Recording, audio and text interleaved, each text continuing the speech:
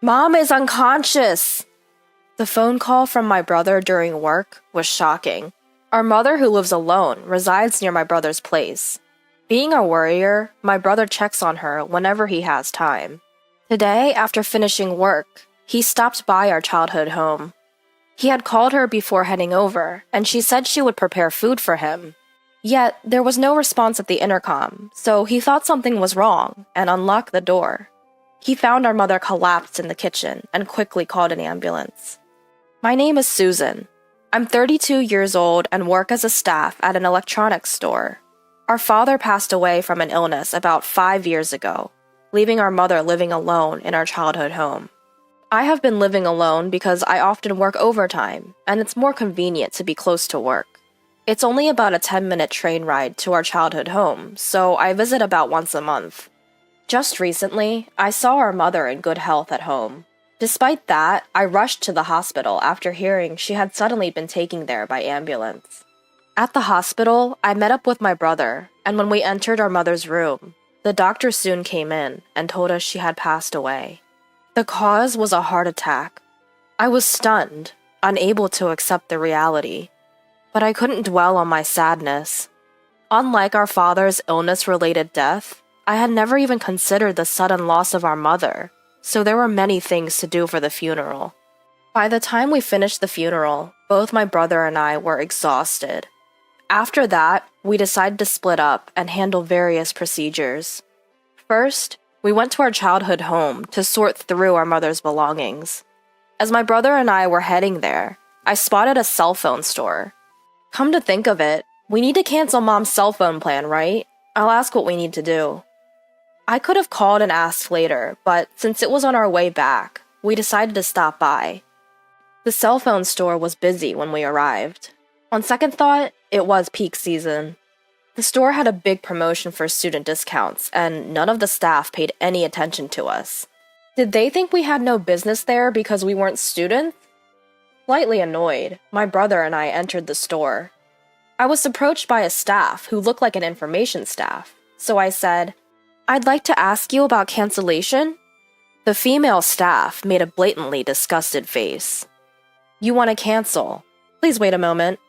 She seemed a bit younger than me, but her attitude was quite rude. I just wanted to ask about the required documents, but she was busy, so it couldn't be helped. My brother and I waited, and I noticed the same female staff member treating a parent and student with a bow and a smile. Sure, cancellations might not generate revenue, but we were longtime customers, so at least they could treat us fairly. My brother remarked that it was busy and started looking up information about bank cancellations on his smartphone. The other staff members were also busy, and the guide blatantly ignored us. I couldn't take it anymore and decided to speak to the female staff member again. "My mother passed away, so we want to cancel her plan. If you could just tell us the required documents, we'll gather them and come back. How soon can you help us with that?" Though I was upset, I'm a working adult too. I tried to convey my message as politely and concisely as possible. Then the female staff said, "The person themselves should come for the cancellation. Just bring a driver's license." I wanted to say, "Were you even listening?" But I held back. "So my mother has passed away, and we want to cancel on her behalf." As I said that, the female staff furrowed her brow. "As I said, we can't cancel it without the person themselves." Frustrated, I snapped, "I told you, she's deceased." Then the female staff laughed and said, "Well then, bring her bones." She made a shooing gesture. There was no point in staying here any longer. Let's just go home for now. My brother seemed upset as well. I glared at her and left the store with my brother.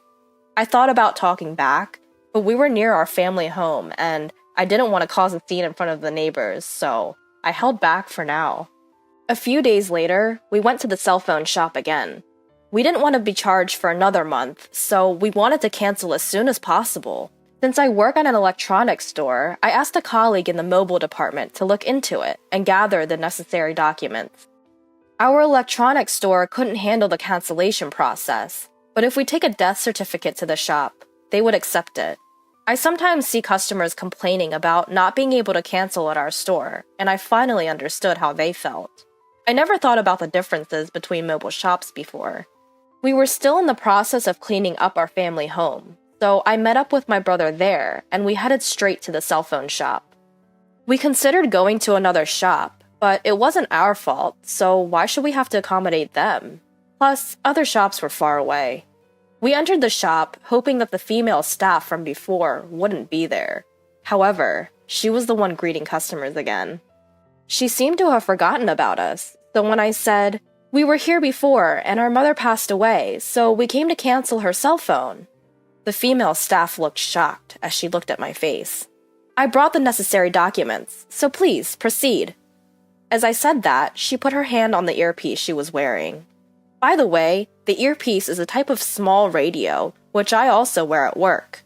She reluctantly led us to a table. She probably received instructions from her supervisor to do so. I wanted someone else to handle it, but we just wanted to get this over with and leave. As soon as I thought that, she sat down with a mocking smile. "I told you last time, right? We can't cancel without the person themselves. So where's your mother? Is she just invisible to me or something?" What's with that attitude? Just before I snapped, my brother held me back. I didn't understand why, but my brother calmly said, "We brought the person themselves," and placed a bag on the table. The female staff looked into the bag with a mocking expression. My brother silently opened the bag. Inside was the female staff didn't seem to know what it was, so she leaned in with a puzzled expression. My brother opened the lid and said, "These are her bones." The next moment, the female staff member said, "Phew!" and fell from the high chair she was sitting on. An incredibly loud noise occurred, and another male staff rushed over. The male staff seemed flustered, but the female staff's face turned pale, and she didn't speak. I said to the female staff, "Could you stop making that face as if you've seen a ghost? Is this your first time seeing cremated remains? But you're the one who told me to bring them, right?" Then the male staff began to bow his head. Apparently, he was the store manager. When I told the manager what I had been told earlier, he bowed his head again. As I spoke to the manager, the store became crowded. I told the manager, "Please go and attend to other customers. It's just a contract cancellation, and it will be over quickly if this person takes care of it." Although the manager seemed confused, he was called on his walkie-talkie and, in a strict tone, told the female staff to do her job properly before going to attend to other customers. I placed my mother's cell phone next to the opened, "So, I want to cancel this." When I said that, the female staff hurriedly said, "Please put the remains away quickly." But my brother spoke nonchalantly. "It's okay, I'm not doing anything bad. Besides, you're the one who told me to bring the remains. My mother will watch over us too." I couldn't help but laugh at his words. The female staff glared at me and said, "Show me your driver's license." "Whose? Mine? My mother's?" I placed both my mother's and my driver's licenses on the table. I also lined up the death certificate and the credit card my mother used for automatic withdrawal. The female staff took all of them without saying a word and left the table. I stopped her. "Wait, don't just take them without asking. What are you using them for? You told me to show my driver's license, but you didn't tell me the purpose." "Oh, it's to confirm customer information." The female staff muttered and didn't come back, so I said, "Aren't you supposed to do that in front of us? That's what everyone else does, right? Isn't that a compliance violation?" Compliance means abiding by laws and regulations. Simply put, it's showing customers that our company follows laws and social rules. I deal with customers' personal information in my job, so I'm constantly being nagged about compliance. It's even more strict in a cell phone shop that handles a lot of personal information, but this female staff showed no sense of urgency. I was also irritated by that. But she flinched when she heard the word compliance. The saleswoman hastily brought back the personal information she took, and brought a terminal where I can view the contract information instead. By the way, my brother, being aware of the surroundings, quickly puts away the and gives the female staff a cold look. The female staff seems to be concerned about the customers entering the store while dealing with us, and the conversation is not progressing smoothly. Then she says, There will be an annual contract cancellation fee, which will be billed next month. However, I had checked with the person in charge of cell phones at my workplace that it would be waived. So I asked, I heard that it would be waived if the contract holder passed away. Is that true? Upon hearing this, she starts to look into it in a hurry. I sigh and take out my smartphone. I open the inquiry page on the cell phone company's website and show the official answer to the female staff. The female staff looks up and says, "Then it won't be charged, I guess," which irritated me. Excuse me, what's with that attitude? I couldn't help but say that, and she glared at me, but I continued. I have no reason to be glared at for your lack of knowledge, and I've noticed you've been looking at other customers since earlier. Isn't that rude? I heard this from the person in charge of cell phones at my workplace as well, that staff sales performance only counts when they acquire new customers. That doesn't mean they should have such an attitude towards other customers. I try to stay as calm as possible and continue. You may think of me as a complainer, but I'm not. All you need to do is to handle this cancellation process quickly and accurately. I've been thinking this for a while, but your attitude is just terrible. I just wanted to cancel the contract, but since I couldn't finish and go home, I was irritated and ended up speaking in a strong tone. When I calmed down, I feel a little guilty. But then, I was completely astonished by the female staff's next attitude. You're a complainer, aren't you? It's not normal to bring ashes. You said you brought the person themselves, but what can you do with those ashes? She said that with a laugh. My brother, who had been sitting quietly until now, seemed to be getting angry and tried to stand up. The next moment, a loud voice echoed throughout the store. Bring me the guy who deceived me right now! It was a man in his late 20s who looked a bit rough. As soon as he entered the store, he started yelling at the receptionist. He looked around and didn't listen to the receptionist trying to stop him and headed our way. Could it be? As I thought, the man came close to our table and glared at the female staff, asking, How much longer will it take for you to finish with these customers? She turned pale and didn't say a word. I was a little curious, so I said, We just want to cancel our contract, but it's not progressing very well. However, if it's just a conversation, please go ahead. To my surprise, the man looked apologetic and declined my offer. But for some reason, my brother picked up his belongings and moved to the waiting sofa just behind us. When I looked at my brother's face, he seemed to be enjoying himself. I followed my brother's lead and caught the eye of a male customer.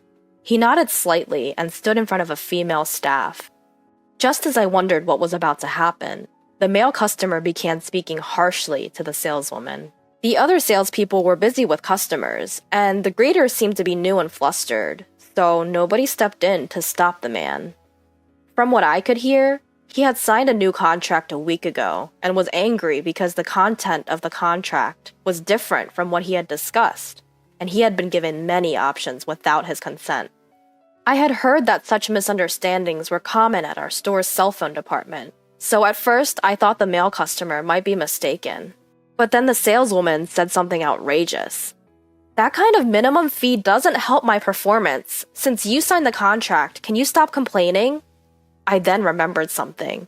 At our store, we have seen similar complaints, but to prepare for such trouble, we properly write down the contract details and hand them to the customers.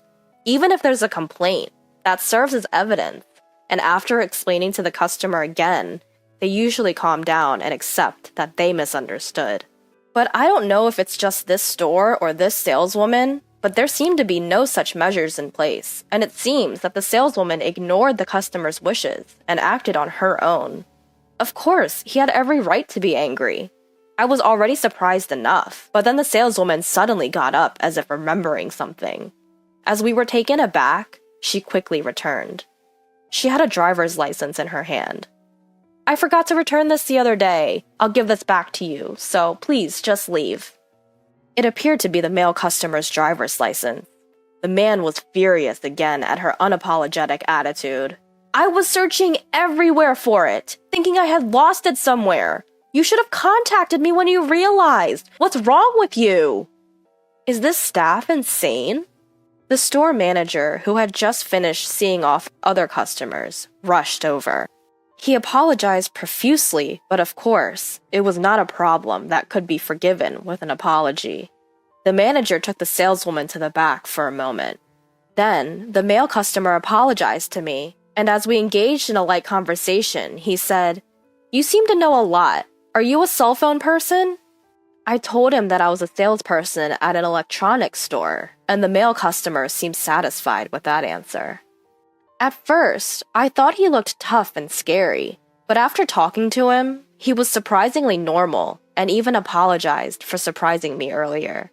My brother, hearing this, said to the man, No, I'm sorry my sister scared you," to which I glared at my brother, and the male customer burst out laughing.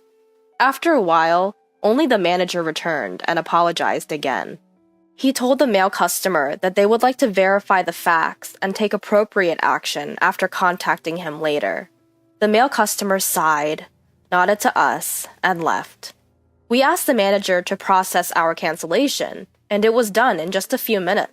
What was all that time for? We also sighed and left the store. Later, we received a customer service survey from the cell phone company, so we gave the lowest rating and wrote everything that happened in the free comment section. I thought it was a small act of revenge, but when I later talked to the person in charge of mobile phones, they told me that it was uncommon to receive such a low rating and the staff would probably get a serious reprimand. Knowing that, my mood brightened a bit. About 2 weeks later, while I was working, I was approached for product information, and to my surprise, it was the male customer from that day. He recognized me too and told me what happened afterward. The manager had contacted him, and the female staff had been let go, and he was offered a refund and a few months of free basic charges. It seemed like compensation for the inconvenience. Since then, that man would occasionally visit the store, and we would chat whenever we met. After some time, he told me that he saw the female staff in front of the mobile phone shop. She was apparently begging the manager outside the store, saying she couldn't make a living without a job, that she had been kicked out of her apartment, and pleading to be hired again. But the manager firmly rejected her. I couldn't help but laugh when I heard this. Later on, I happened to run into him near my parents' house, and we exchanged greetings. We laughed about the strange connection and exchanged contact information. Then, to my surprise, he asked me out, and I accepted. Thanks to that, both my work and private life have become fulfilling.